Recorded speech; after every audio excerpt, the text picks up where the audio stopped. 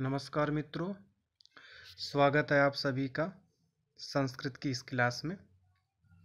मित्रों, आज हम पढ़ेंगे संधि के विषय में। वैसे तो आप लोगों ने संधि के विषय में काफ़ी कुछ पढ़ा भी होगा, फिर भी आज हम उसको एक बार दोबारा से देखते हैं। संधि के विषय में पढ़ने से पहले हमें ये जानना पड़ेगा कि संधि जो है वो क्या होती है, संधि क्यों होती है और संधि जो है वो कितने प्रकार की होती है। उसके साथ साथ हमें ये भी जानना पड़ेगा कि संधि करना क्या बहुत ज़रूरी है, या जब तक हम संधि नहीं करेंगे तब तक हम वाक्य को बोल नहीं सकते, क्या है वर्णों का उच्चारण नहीं कर सकते हैं, या संधि जो है वो हमारी विवक्षा के अधीन होती है। हम चाहे तो संधि करें और चाहे तो संधि ना करें। आज इन्हीं सब बातों पर चर्चा करेंगे और इसको बड़े ध्यान से पढ़ना, बड़े ध्यान से देखना। एक बार अगर आप इसको अच्छे से पढ़ोगे, देखोगे, तो आपको दोबारा संधि के विषय में कभी भी पढ़ने की आवश्यकता नहीं पड़ेगी। तो सबसे पहले हम देखते हैं कि संधि जो है वो क्या है। इसको हम देखते हैं पहले व्याकरण की दृष्टि से कि संधि ये जो शब्द है ये किस प्रकार से बनता है। तो कहते हैं संधि जो है उसमें अगर आप देखेंगे तो कुछ चीज़ें आपको ऐसी दिखाई पड़ेंगी जो सामान्य हैं। जैसे संधि शब्द है, संधि के समान आपने शब्द सुना होगा, एक शब्द प्रयोग होता है, जैसे उस शब्द का नाम है निधि। ठीक है, इसी प्रकार से एक शब्द का प्रयोग होता है जिसका नाम है विधि। इसी प्रकार से और भी शब्दों का प्रयोग होता है जिसमें आपको धी दिखाई पड़ता है। वस्तुतः वो सारे के सारे शब्द जो हैं वो संधि के समान ही बनते हैं। अगर हम संधि में देखें तो संधि में कितने धातु या कितने प्रत्यय बनेंगे, तो कहते हैं सम जो है वो उपसर्ग है, सम जो है वो उपसर्ग है। और धातु की अगर बात करें तो धातु हमारे पास है वो है दूधाय धारण पोषण यो, ये धातु है, ये धातु का धारण पोषण अर्थ है। और प्रत्यय है की प्रत्यय है। सूत्र है उपसर्गे घो की ही, उपसर्ग उपपद रहते घु संज्ञक जो धातुएं होती हैं उनसे की प्रत्यय हो जाता है। अब यहां पर उपसर्ग जो है वो है सम, सम उपसर्ग है। धातु हमारे पास है वो है, उस धातु को हम कहते हैं धा, धा धातु है, सम उपसर्ग है। और प्रत्यय जो हमने किया है वो किया है की प्रत्यय। अब जब इसको हमने कर लिया तो बात आती है कि सम का अर्थ क्या है। दूधाएं का तो बता दिया कि धारण और पोषण है, की एक प्रत्यय है, तो सम का अर्थ क्या है। तो यहां पर देखो लिखा हुआ भी है, सम के जो है वो दो अर्थ हैं। एक अर्थ है सम का अच्छी प्रकार, और एक अर्थ है एकाकी भाव। निरुक्त में आचार्य यास्क ने कहा है समेति एकी भावम, कि सम का प्रयोग जो है वो एक ही भाव में होता है, अर्थात एक करने में होता है। ठीक है, तो सम जो है वो है एक ही भावम, तो एक ही भाव रूप से। और धा का अर्थ क्या है, धारण और पोषण। जहां धारण किया जाए, अब किसको धारण करेंगे, तो वर्णों को ही धारण करेंगे, सामान्य सी बात है। अर्थात एक ही भाव रूप से जहां वर्णों को धारण किया जाता है उसे हम क्या कहते हैं, संधि कहते हैं। फिर से एक बार सुन लीजिए, एक ही भाव रूप से, सम बराबर एक ही भाव रूप से दूधाय धारण, जहाँ पर धारण किया जाता है उसे हम क्या कहते हैं? संधि कहते हैं। अब किसको धारण करोगे आप? वर्णों को ही धारण करेंगे हम, वर्णों के अलावा तुम किसी को धारण नहीं कर सकते। तो जहाँ पर वर्णों को एकाकी भाव से धारण किया जाए उन्हें हम क्या कहते हैं? संधि कहते हैं। इसको मैंने, ये जो अर्थ था ये व्याकरण सम्मत है। ये देखो व्याकरण से विग्रह है, व्याकरण की दृष्टि से ये विग्रह है। अब हम बात करते हैं कि संधि में होता क्या है, या यूँ को संधि किसे कहते हैं। तो आपने बहुत सारे लोग उत्तर देते सुने होंगे कि कोई ये कहता है कि दो वर्णों का जो मेल है वो संधि है। दो वर्णों का मेल बोले तो जैसे हमारे पास आ था और प्लस आ था, हमने दोनों को मिलाकर क्या बना दिया? आ बना दिया। तो ये जो दो वर्ण हैं, इन दो वर्णों का जो मेल है वो क्या कहलाएगा? संधि कहलाएगा, ऐसा कुछ लोगों का कहना है। तो उसमें एक समस्या आती है। अगर दो वर्णों का मेल संधि है तो आपने देखा होगा कि का और श जो है वो हमारा क्ष बन जाता है। तो क्या हम इस क्ष को भी संधि कहें कि ये भी किसी संधि के अंतर्गत हुआ है? क्योंकि आपने तो ये कहा कि दो वर्णों का जो मेल है वो संधि है, तो इसमें भी तो दो वर्णों का मेल हो रहा है, क्या इसको संधि कहें? तो इसको तो हम संधि नहीं कह सकते।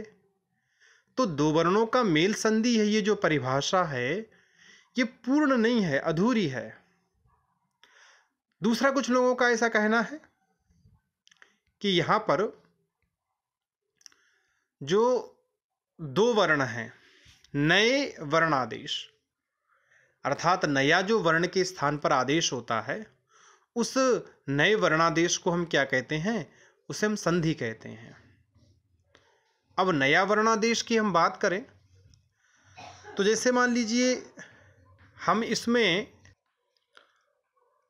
कुछ जो लोगों का ऐसा मानना है कि जो नए वर्णादेश हैं उसको हम संधि कहते हैं। नए वर्णादेश को आप ऐसे समझ सकते हो कि जैसे आपने सुना होगा प्रति और एक, ये जो है आपका रूप बनता प्रत्येक। तो अगर कोई ये कहने लगे कि जो ई है, इस ई के स्थान पर हमने नया वर्णादेश क्या कर दिया? या कर दिया, तो ये जो नया वर्णादेश है ये संधि है। अगर कोई ये भी कहने लगे तब भी हम उसको नहीं मान सकते, क्योंकि नया वर्णादेश कोई संधि नहीं होता है। तीसरा, इसमें एक जो है पक्ष और है, वो पक्ष ये है कि वर्णों का जो विकार है वो संधि है। वर्णों का जो विकार है वो क्या है? संधि है। जैसे वर्णों का विकार किस प्रकार से? जैसे आपने ई के स्थान पर या कर दिया तो ये वर्ण विकार हो गया और ये संधि है। कोई ये कहे तो इस वर्ण विकार को भी हम संधि नहीं कह सकते। क्यों? जैसे संध्याक्षर जो होते हैं वो ये हैं, तो ये भी तो दो वर्णों का विकार है। तो दो वर्णों का विकार होने से ये भी तो संधि माना जाएगा। इसलिए संधि क्या है, इस मत में जो सैद्धांतिक रूप से निकल के आता है वो आता है कि जहां वर्णों से, दो वर्णों के संयोग से उत्पन्न जो वर्ण विकार है, दो वर्णों के संयोग से उत्पन्न जो वर्णो विकार है, उस वर्ण विकार को हम क्या कहेंगे? संधि कहेंगे। अब दो वर्णों से उत्पन्न जो वर्णो विकार है, जैसे अभी मैंने उदाहरण दिया आपको प्रति और एक, यहां पर ए को मानकर, इस ए को मानकर ये जो हमारे पास ई है, इस ई के स्थान पे क्या हो गया? या हो गया। ए को मानकर ई के स्थान पर क्या हो गया? या हो गया। तो दो वर्णों से उत्पन्न विकार है। अगर इधर ए ना होता या अच ना होता तो ई के स्थान पर या भी ना होता। तो ये जो ई के स्थान पर या जो विकार के रूप में उत्पन्न हुआ है, ये दो वर्णों के मेल से है। इसलिए कहा कि जहाँ वर्णों से उत्पन्न जो विकार है उस विकार को हम क्या कहते हैं, संधि कहते हैं। लेकिन आपको एक बात याद रखनी पड़ेगी, संधियों में क्या होता है, कई बार दोनों वर्णों के स्थान पर कार्य होता है। दोनों वर्णों के स्थान पर कार्य जो होता है, कई बार जो है वो दोनों वर्णों के स्थान पर कार्य होता है। ठीक है, जैसे दोनों वर्णों के स्थान पे कार्य कहाँ होता है, जैसे विद्या और प्लस आलय। आप ये उदाहरण देखिए विद्यालय से संबंधित। विद्या प्लस आलय में ये विद्या का जो आ है और आलय का जो आ है, इन दोनों आकार के स्थान पर एक आकार आदेश हो जाता है। ये दोनों वर्णों के स्थान पे हुआ है। ठीक है, कई बार क्या होता है कि पीछे वाला जो वर्ण होता है उसको मानकर आगे वाले वर्ण में कार्य होता है, जैसे प्रति प्लस एक। ठीक है, तो यहां पर ए को मानकर ई के स्थान पे कार्य हुआ है, ये दूसरा पक्ष है। तो कई बार दोनों के स्थान पे होता है, कई बार पीछे वाले के को मानकर आगे वाला जो वर्ण होता है उसमें कार्य हो जाता है, और कई बार जो ऐसी स्थिति होती है कि स्थितियां सारी होती हैं लेकिन वहाँ संधि कार्य नहीं किए जाते हैं। उसको जब हम इस संधि विषय को अच्छे और पढ़ेंगे, आगे पढ़ेंगे, तब हम देखेंगे कि कहाँ कहाँ पर संधि कार्य नहीं किए जाते हैं। कई बार स्थितियाँ ऐसी आएंगी कि आपको ये लगेगा कि हाँ, हो सकता है यहाँ पर आकाश सावर्ण दीर्घा संधि लगे, लेकिन वो संधि वहाँ पर नहीं लगती है, नहीं होती है। तो कई बार ये भी परिस्थिति आती है। अब हम इसको ये देखते हैं कि संधि जो है वो कितने प्रकार की होंगी। हाँ, पहले संधि क्यों होती है। कई बार मन में ये प्रश्न उठता है कि हम संधियों को क्यों करें, आवश्यक है क्या, बिना संधि के बात नहीं बनेगी, अगर हम संधि ना करें तो क्या हो जाएगा, बहुत सारी बातें उठती हैं। देखिए, संधि में एक सबसे बड़ी जो विशेषता होती है, या संधि करने के पीछे जो सबसे बड़ा कारण होता है, वो है वर्णों की समीपता।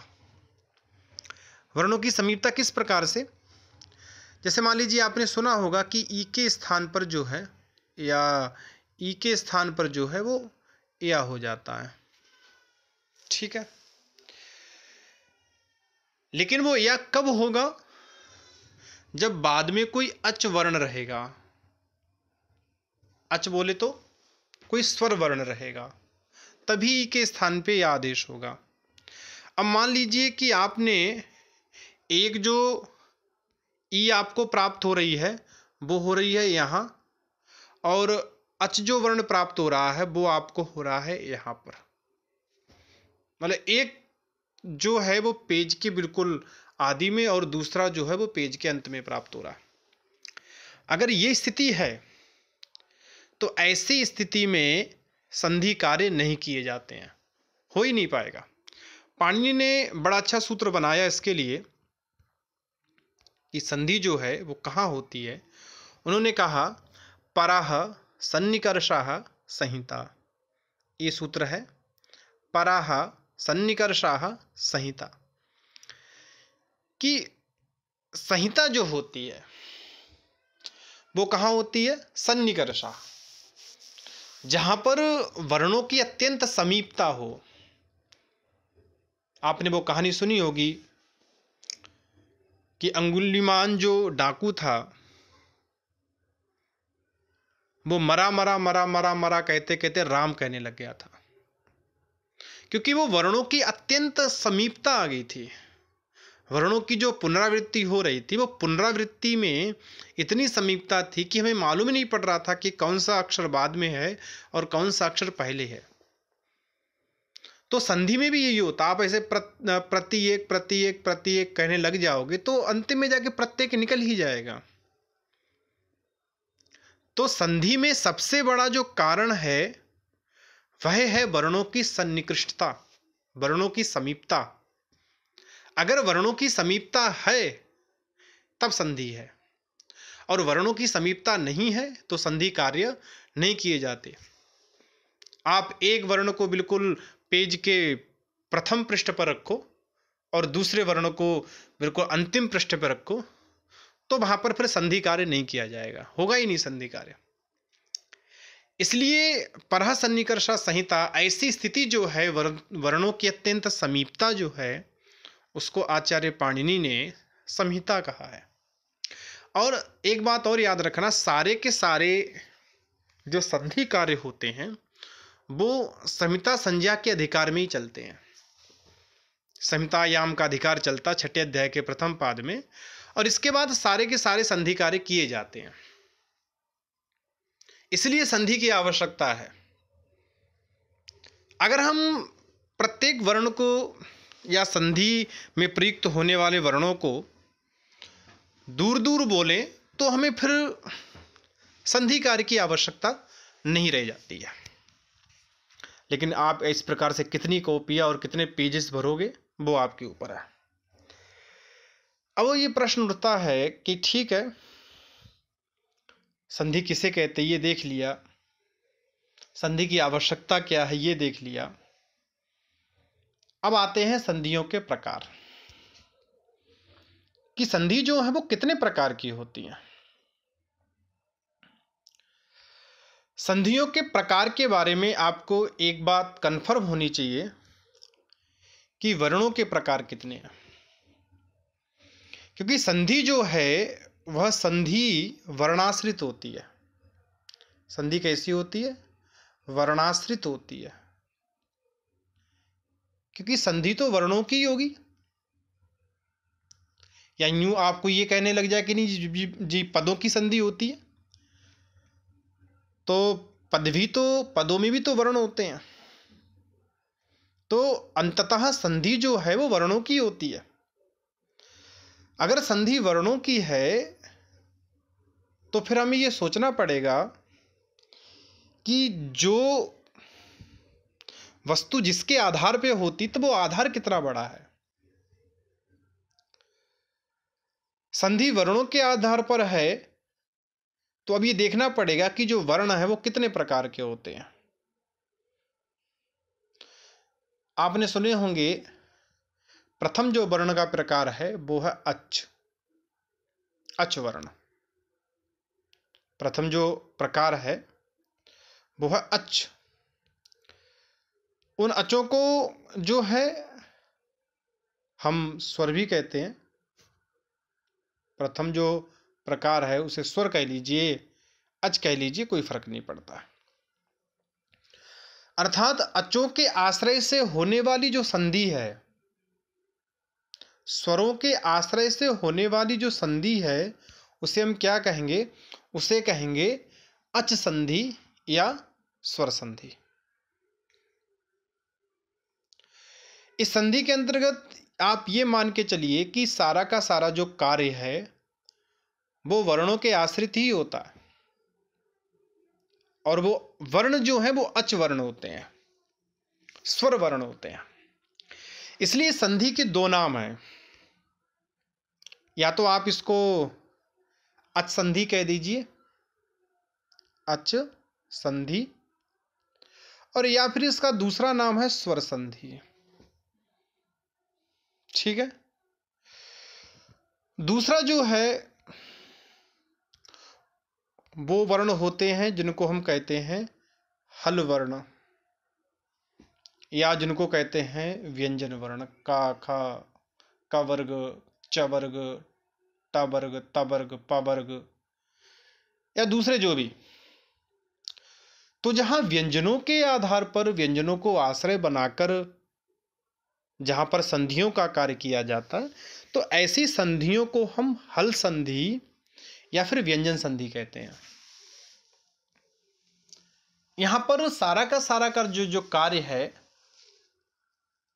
वो व्यंजन वर्णों के आश्रय से ही किया जाएगा। जो विकार उत्पन्न होगा वो व्यंजन वर्णों में ही होगा। इसलिए चूंकि व्यंजन है, इसलिए इस संधि का नाम भी क्या है, व्यंजन संधि कह लीजिए इसको या हल संधि कह लीजिए। ये इस संधि का दूसरा प्रकार है। अगर हम तीसरे प्रकार की बात करें तो एक प्रकार संधि का और है जिसको हम कहते हैं विसर्ग संधि। इसमें क्या होता है, विसर्ग जो है उस विसर्ग को कार्य होता है। जो विसर्ग हम लगाते हैं शब्दों के पीछे, उस विसर्ग को कार्य होता है। लेकिन आपको एक बात याद रखनी पड़ेगी, ये जरूरी नहीं है। कई बार विसर्ग से जो पूर्वावस्था होती है, जैसे सा होता है, रा होता है, क्योंकि आप याद रखना ये रेफांत जो पद होता है, जो रा होता है, ये रा ही जाके विसर्ग में कन्वर्ट हो जाता है। ये रा जो है वो सबका जंक्शन है। ये रा के स्थितियां कुछ भी हो सकती हैं, कैसे भी आ सकते हैं। कोई सा को रा करेगा, कोई अन्य स्थितियों में रा करेगा। तो इस प्रकार ये जो विसर्ग के स्थान पर होने वाला जो कार्य है या विसर्ग की प्रति होने वाला जो कार्य है वो विसर्ग संधि के अंतर्गत आ जाता है। केवल इतना ही नहीं है कि इतना ही काम होता हो, ऐसा भी नहीं है। ये समझिए आप, विसर्ग की तरफ जाने वाले रास्ते में जो अन्य काम भी हों, जैसे कई बार क्या होता है कि हमारे पास जब रू की अवस्था होती है इस प्रकार से, तो इस प्रकार से रू की अवस्था में इसको कई बार क्या हो जाता है, ऊ हो जाता है, ऊ को ओ हो जाता है। रामो हसती, आपका रूप क्या है, रामो हसती। अब यहां पर जो रामः था, इस विसर्ग को ओ नहीं हुआ है। विसर्ग जब हो रहा था, विसर्ग की प्रक्रिया जब चल रही थी, ऐसी प्रक्रिया में विसर्ग होने से पहले ही हमारे पास जो रू है, इस रू को हमने ऊ कर दिया। तो ये जो संधि है, ये जो काम है, ये भी विसर्ग संधि के अंतर्गत आएगा। तो ये तीन प्रकार की स्थितियां या तीन प्रकार के जो वर्ण हैं, विसर्ग को मैं इसे वर्ण नहीं कहते हैं, लेकिन कई लोग मानते भी हैं। विसर्ग का भी अपना एक बड़ा पार्ट है। इसलिए विसर्ग के स्थान पर होने वाले जो भी काम हैं उनको हम विसर्ग संधि में गिन लेते हैं। तो इस प्रकार से संधियां जो हैं वो तीन प्रकार की हो गई, अच संधि, हल या व्यंजन संधि और विसर्ग संधि। ये तीन जो हैं वो तीन प्रकार हमारे संधियों के होते हैं। ठीक है, तो आज हम इसको इतना ही रखते हैं और नेक्स्ट पार्ट में हम ये जानेंगे कि अच संधि में किस प्रकार की अवस्थाएं होती हैं, अच संधि में कौन कौन सी संधियां आती हैं। इसके बाद हल संधियों के विषय में जानेंगे, इसके बाद विसर्ग संधियों के विषय में जानेंगे।